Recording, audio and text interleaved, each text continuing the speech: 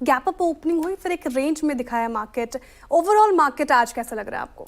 बिल्कुल, देखिए overall market में एक चीज़ अब बहुत क्लियर है श्रेया।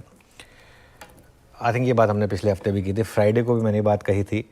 पोजिशनल सोचिए अब इस मार्केट में, देखिए डे ट्रेडिंग में पैसा बन रहा है, ठीक बात है, लेकिन इस मार्केट में ना सबसे ज़्यादा पैसा इस मार्केट में कहते हैं ना एक बैंडिट्स वाला पैसा बनाया आपने। अगर आपने होल्ड किया है तो आपने अगर कुछ स्टॉक्स को, मोमेंटम वाले स्टॉक्स को पकड़ के रखा और छोड़ा नहीं है तो मैसिव पैसा बनाए। एक एक महीने में 30-30, 40-40% के मूव्स आए हैं F&O स्टॉक्स में, सोचिए आप। और बड़ा पैसा अगर आपको बनाना है आपको होल्ड करना पड़ेगा। और पे कैसे FIs पोजीशन है इस बाजार में?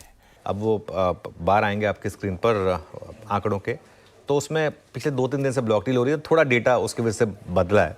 लेकिन अच्छा, उसको एक्सक्लूड भी कर दें, पूरा मान लें अगर कि FIDI ने खरीदा तब भी नेट बाएंगे, तो ये एक अच्छी चीज़ है।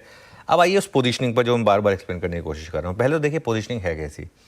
ये जो नट लॉन्ग और शॉर्ट का मामला है, उसकी अगली प्लेट काफ़ी इंटरेस्टिंग है। 7,000 लॉन्ग ऐड हुए, मेरे ख्याल से लॉन्ग ऐड हुए होंगे निफ्टी में और शॉर्ट कवर हुए होंगे बैंक निफ्टी में, क्योंकि बैंक निफ्टी में मैसिव मूव आया था। तो करीब करीब 6,900 लॉन्ग ऐड हुए और करीब करीब 7,300 शॉर्ट कवर हुए। तो ये एक बहुत ही इंटरेस्टिंग आंकड़ा था जो आपने देखा फ्राइडे को, और वो आपको विजिबल है इंडेक्स फ्यूचर के आंकड़े में। 2,456 करोड़ की बाइंग है इंडेक्स फ्यूचर में। स्टॉक फ्यूचर में भी बाइंग है करीब करीब 3,800 करोड़ की, तो काफ़ी बाइंग हुई है यहाँ पर। और विद इन इंडेक्स फ्यूचर्स आप देखिए निफ्टी और बैंक निफ्टी दोनों में बाइंग हुई। निफ्टी में करीब 600 करोड़, बैंक निफ्टी में करीब 1,500 करोड़। तो ऑब्वियसली बैंक निफ्टी में ज़्यादा बाइंग हुई क्योंकि बैंक निफ्टी में ज़्यादा ट्रैक्शन था, तो इसके लिए ज़्यादा बाइंग वहाँ पर हुई है। और अगर आप लॉन्ग शॉर्ट देखें इंडेक्स फ्यूचर और स्टॉक फ्यूचर्स दोनों में, तो इंडेक्स में जैसा मैंने कहा कि करीब करीब 14,000 नेट कॉन्ट्रैक्ट कवर हुए। स्टॉक्स में देखिए आप 30,000 लॉन्ग ऐड हुए, 24,600 शॉर्ट कवर हुए। ये अगली प्लेट में आएगा।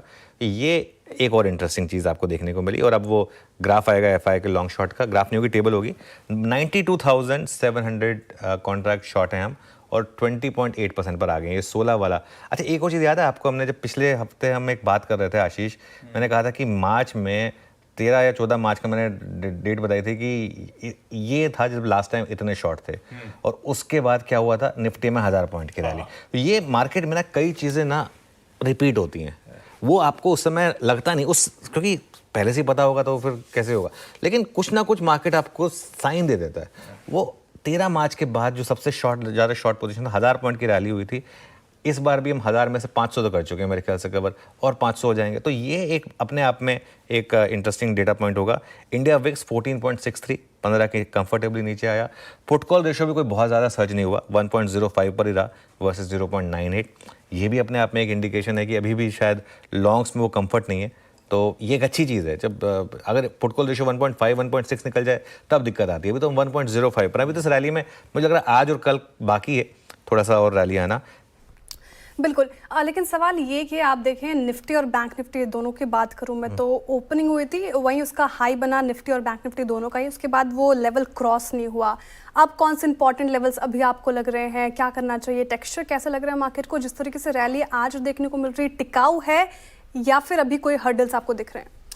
देखिए निफ्टी बैंक निफ्टी दोनों पर आते हैं। पहले निफ्टी की बात करते हैं। निफ्टी इस समय ऐसा है श्रेया कि इसमें ना, अब अगर आपने आज सुबह खुलते ही खरीदा और बोले कि मुझे आज की आज पैसा दो, वो नहीं होगा। लेकिन अगर आपने इंडेक्स में अगर आप बने रहे तो पैसा बनेगा। तो बेसिकली बने रहने पर पैसा बन रहा है। अगर आप उसी के उसी दिन, जैसे मैं कह रहा हूँ, चेज़ करेंगे, और हो सकता है चेज़ करने में पैसा बन जाए लेकिन उसी दिन पैसा नहीं बनेगा, ठीक है ना। अब हम 24,500 से लॉन्ग है, फॉर एग्जांपल ग्राफिक्स थोड़ा डिले कर रहे हैं, थोड़ा जल्दी करिए प्लीज़। 24,500 से अब हम लॉन्ग है। अब 24,500 से जब हम लॉन्ग थे तब हमारा शुरुआती स्टॉप लॉस था करीब करीब 24,000 का। तो अब इसमें इशू क्या है कि आपको ये नहीं सोचना है कि मैं आज लूँगा और मैं 1 घंटे बाद ही 2 घंटे बाद ही पैसा बना लूँ। कई मार्केट होते हैं जिसमें आपको डे ट्रेडिंग से पैसा बन रहा होता है, जिसमें आप दोनों तरफ की ट्रेड लेते होते हैं। ये ट्रेंडिंग मार्केट है। ट्रेंडिंग मार्केट में हमारा व्यू भी बहुत सिंपल है। अब प्रीवियस डे के स्टॉप लॉस के साथ लॉन्ग रहना है हमको, और प्रीवियस डे का स्टॉप लॉस के नीचे जिस दिन बंद होंगे उस दिन आपको पोजीशन क्लोज करनी है। अब क्योंकि प्रीवियस डे का लो बहुत नीचे रह गया, तो अब उसको थोड़ा सा स्टॉप लॉस हम बढ़ाकर 24,800 पर ले आए हैं। अब तक हमने बात की थी 24,800 की। अब आज की क्लोजिंग कहाँ होगी उसके ऊपर डिपेंड करता है। एक बार निफ्टी रख दीजिए जरा स्क्रीन पर। अब देखिए आज हम अब तक 25,100 पर हैं। आज का लो है करीब करीब 25,077। अब सपोज करिए आप यहाँ पर बंद हो जाते हैं 25,120 पर, 25,130 पर, तो कल की ट्रेड में अब जो स्टॉप लॉस होगा क्लोजिंग बेसिस पर वो होगा आजकल 25,077 पर, प्रोवाइडेड ये आखिरी के घंटे में बचा रहे, पहली बात तो ये एक ज़रूरी चीज़ होगी अपसाइड का। और ये मार्केट मेरे ख्याल से ऑल टाइम हाई से पहले रुकने वाला नहीं है। बैंक निफ्टी तो ऑलरेडी जा चुका है, निफ्टी भी ऑल टाइम हाई की तरफ जाने के लिए तैयार है। तो जैसे मैं कह रहा हूँ, अब आज की क्लोजिंग के बाद नया स्टॉप लॉस हो जाएगा आज कल को। बैंक निफ्टी में मेरी सिर्फ 2 लाइन की स्ट्रैटेजी होगी। बैंक निफ्टी में हम लगातार लॉन्ग रहे हैं। बैंक निफ्टी में हमारा लगातार व्यू ये रहा है कि बैंक निफ्टी स्ट्रॉन्गर इंडेक्स है। तब से कह रहे हैं हम, जब से इवन पॉलिसी नहीं भी आई थी, कुछ ना कुछ मार्केट को पता था शायद, तब से बैंक निफ्टी, क्या रीज़न था कि बैंक निफ्टी ने सबसे पहले ऑल टाइम हाई लगाया। निफ्टी बहुत दूर था ऑल टाइम हाई से, बैंक निफ्टी ने ऑल टाइम हाई लगाया। तब से बैंक निफ्टी की बात हुई थी कि स्ट्रॉन्ग इंडेक्स है, क्लोजिंग बेसिस पे ऑल टाइम हाई लगा रहा था। बैंक निफ्टी में अब 58,000 का रास्ता खुला है। 57,000 तो हम ऑलमोस्ट आ ही चुके हैं, 57,000 तो हम आज लगा ही चुके हैं। अब 58,000 में क्या बचा है टेक्निकली? 2%, less than 2% actually. तो वहाँ पर हम मेरे ख्याल से जा रहे हैं। 56,500 तक की आपको कोई भी अगर डिक्लाइन मिले तो उसमें बाय करिए। करीब 300-400 पॉइंट की कोई भी डिक्लाइन मिल जाए 56,000 के एक स्टॉप लॉस के साथ, वो मेरे ख्याल से एक शानदार मौका होगा आपके लिए बाइंग करने का। और अभी इस मार्केट को शॉर्ट करने के बारे में बिल्कुल मत सोचें। अगर मार्केट ने, देखिए इवेंचुअली मार्केट सुप्रीम है, अगर मार्केट ने लेवल्स रिजेक्ट करे, प्रीवियस डे लो तोड़ा तो अलग बात है, वरना अभी के लिए मार्केट में शॉर्ट ट्रेड नहीं है। बेस्ट सेक्टर कौन सा है शॉर्ट? तो ये भी मैं बता दूं कि अहमदाबाद से इंपोर्ट किया हुआ है थॉट है, क्योंकि वहाँ पे पूछा था। और हालांकि इसको मैं पहले कई बार बोल चुका हूँ, हमने दरेगटी की वेल्थ बनेगी उसमें भी कवर किया था। इस साल की शुरुआत से हम लगातार कह रहे हैं, और वो सेक्टर है NBFC, जिसको आप non banking financial services companies कहते हैं। Non banking financial companies, short में मतलब फाइनेंस कंपनियाँ। मुझे लगता है ये सेक्टर बहुत कमाल कर सकता है। क्यों? इसके कुछ कारण है। पहले ये समझिए कि क्यों NBFC सेक्टर बहुत मजबूत है। और ये आज से नहीं, मैं 6 महीने से कह रहा हूँ, बार बार कह रहा हूँ, लगातार कह रहा हूँ। अब आज कहने के पीछे कारण है कि RBI की जो पॉलिसी आई है उसमें कुछ चीज़ें बदली है। समझिए क्या है। पहली चीज़, ब्याज दरों में जो कटौती हुई है 0.5% की, और पिछले 3 महीने में 1% ब्याज दरें घट चुकी है। तो बैंक्स अब ब्याज दरें घटा, आज आपने देखा कई सारे बैंक्स ने अपनी दरें घटाई है। जैसे ही दरें घटाते हैं NBFC को सस्ता लोन मिलता है। NBFC का रॉ मटेरियल क्या है? पैसा। पैसा किसी से उधार लेना, किसी को उधार देना, ये धंधा है इनका। बीच का जो मार्जिन मिल गया वो अपनी कमाई। करेक्ट? तो पैसा उधार कहाँ से लेते हैं? बैंक से। बैंक से उधार लेके अपना काम करके किसी को उधार देते हैं। बैंक से लेंगे समझो 8% पे, इधर 11-12 पे देंगे। बीच में खर्चे वर्चे निकाल के 2, 3, 4, 5% जो बच जाए ये उनकी कमाई। करेक्ट? सो सस्ता लोन मिलेगा, पहला। दूसरा जो बड़ा बदलाव है, ज़्यादा लोन मिलेगा। CRR कट जो हो रहा है, इससे सिस्टम में इमीडिएटली लिक्विडिटी आ रही है। 2.5 लाख करोड़ बैंकों के पास एक्स्ट्रा हो जाएंगे। 2.5 लाख करोड़, कितने जीरो लगते हैं पता नहीं, ठीक है। 2.5 लाख करोड़, तो वो एक्स्ट्रा हो जाएंगे, तो लिक्विडिटी और बढ़ेगी। लिक्विडिटी बढ़ेगी तो अब एक तो क्या कि आप बैंक है समझो, और मैं NBFC हूँ, मैं फाइनेंस कंपनी हूँ, आप बैंक है, फील बेटर। क्योंकि बैंक बड़ा होता है, NBFC छोटा है। मैं बोला बैंक जी जरा पैसे चाहिए, उधार दीजिए। ठीक है, मैं नेहा जी के पास आया। नेहा जी के पास होंगे तो देंगे, जितने होंगे उतने देंगे, और दे रहे हैं अपने हिसाब से देंगे। ब्याज दरें सस्ती होगी तो सस्ता देंगे, महंगी होगी। अब नेहा जी के पास जरूरत से ज़्यादा पैसे हो गए तो वो मुझे बुला रहे, आइए मेरे पास पैसे बहुत है, लेके जाइए। ठीक है, तो बजाय मैं जाके रिक्वेस्ट करूं, आप सामने से कह रहे कि मैं उधार देने को तैयार। ये फर्क है ना। सो लिक्विडिटी बढ़ने से बैंक सामने से बोलेंगे भाई लेके जाओ यार, हम करेंगे क्या पैसे का। करेक्ट। कॉल रेट में रखे तो पैसा बनने वाला नहीं है, उधार देने से बनेगा, ये हमारा काम है। दूसरा, तीसरा, इन सब से क्या होगा, सस्ती ब्याज दरों से क्रेडिट ग्रोथ एकदम बढ़ती है। चाहे वो पर्सनल लोन्स की हो, होम लोन्स की हो, कार लोन्स की हो, क्रेडिट कार्ड की हो, बिजनेस और इंडस्ट्री के लिए लोन्स की हो। लोन सस्ता होता है तो सबको लेने में, चुकाने में इजी हो जाता है। करेक्ट। कई सारी NBFC इस वक्त ऐसे जो बहुत आकर्षक वैल्यूएशन पे, कई NBFC 1 से कम के बुक वैल्यू पर है, कुछ 2 से कम के बुक वैल्यू पर है।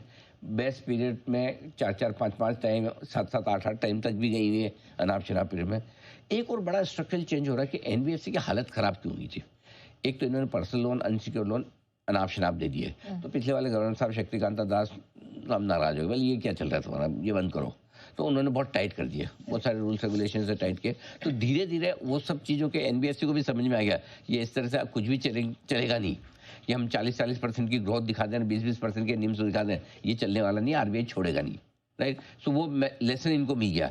अब सब अपनी बुक्स क्लीन करके ठीक ठाक करके बैठ गए। तो आरबीआई ने भी रेस्ट्रिक्शन अपने धीरे धीरे सेक्टर पे कम कर दिए, तो आरबीआई का बूस्ट है। सो ये सारी चीजें ऐसी हैं यहाँ जो एनबीएफसी सेक्टर को देगी बढ़िया मजबूती। अब कौन सी एनबीएफसी खरीदनी है वो बता दूं आपको जल्दी। Yes sir. पहले इन जनरल जो एनबीएफसी मुझे पसंद है, मैं बहुत सारे नाम इसलिए दे रहा हूँ, इसमें से आपको जो ठीक लगे आप ले लीजिए। कुछ IFL Finance, AB Capital, LNT Finance, Piramal Enterprises, SG Finserv, Northern Arc. ठीक है। ये वो सारी कंपनियां हैं जो हमें लगता है कि जहाँ पर इन्वेस्टमेंट, नाम आ जाएंगे आपके सामने, सारे नाम लिख दीजिए।